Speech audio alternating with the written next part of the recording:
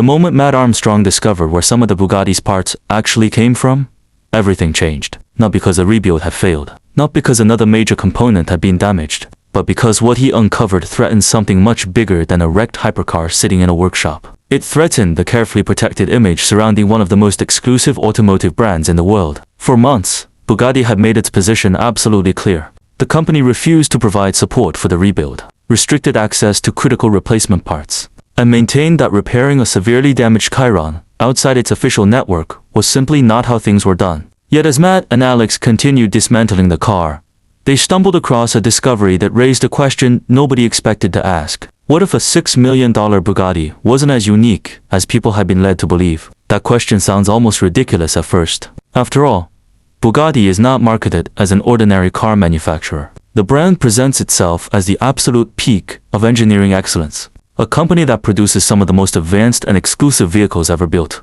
Every Chiron is portrayed as a masterpiece, designed without compromise and engineered to stand apart from anything else on the road. But as the teardown continued, evidence began to emerge that not every component inside the car was designed exclusively for Bugatti. Certain fasteners, electronic systems, internal modules, and supporting components appeared to trace their origins back through supplier networks connected to Audi and, in some cases, suppliers associated with BMW. This did not mean the Bugatti was secretly an Audi, wearing an expensive badge. Far from it. The engineering, performance, and craftsmanship of the Chiron remain extraordinary. However, it did reveal something that many enthusiasts had never considered. Even the most exclusive hypercars in the world rely on existing technologies, shared suppliers, and proven components rather than creating every single part entirely from scratch. Once that realization sinks in, another question immediately follows.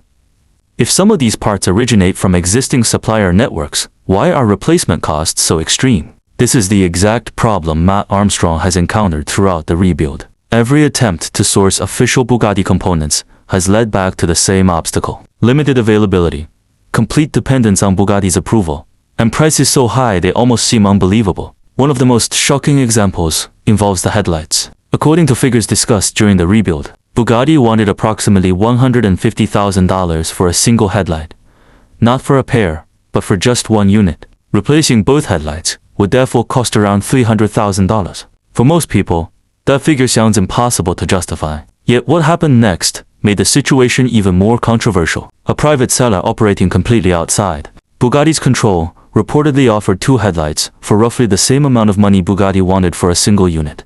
Suddenly the discussion was no longer about headlights. It became a conversation about control. If equivalent components could be sourced elsewhere for dramatically lower prices, then the logic behind Bugatti's pricing structure came into question. Matt Armstrong was not trying to attack the brand. He was not trying to damage Bugatti's reputation. His objective remained simple.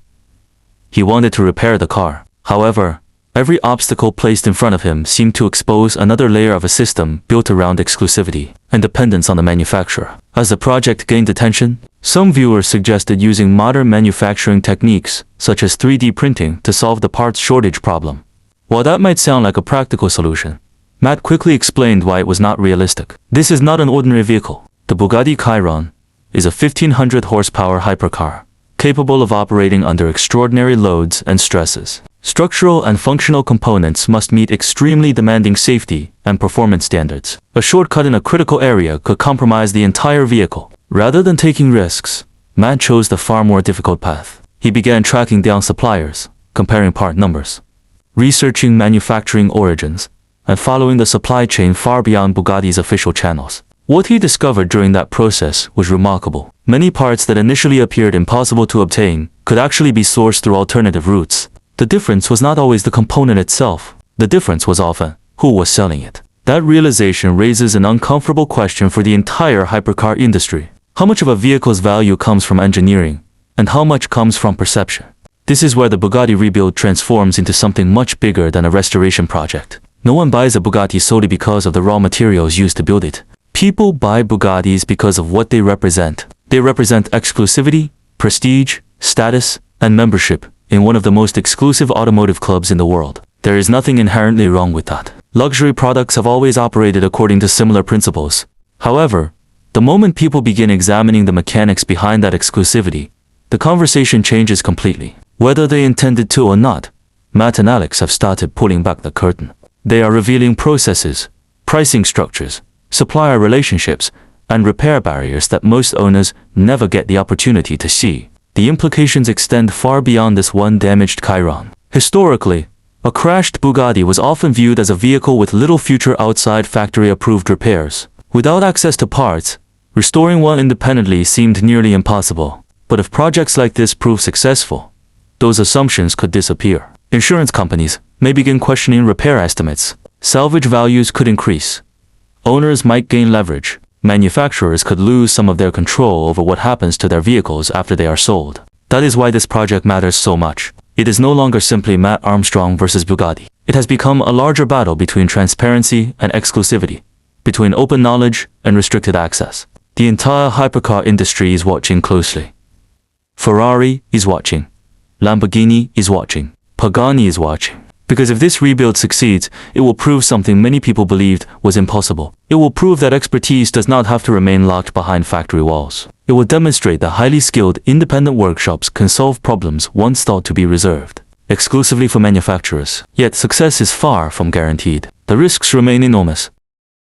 Single major failure could validate every criticism and reinforce the belief that hypercars should only be repaired through factory-approved channels.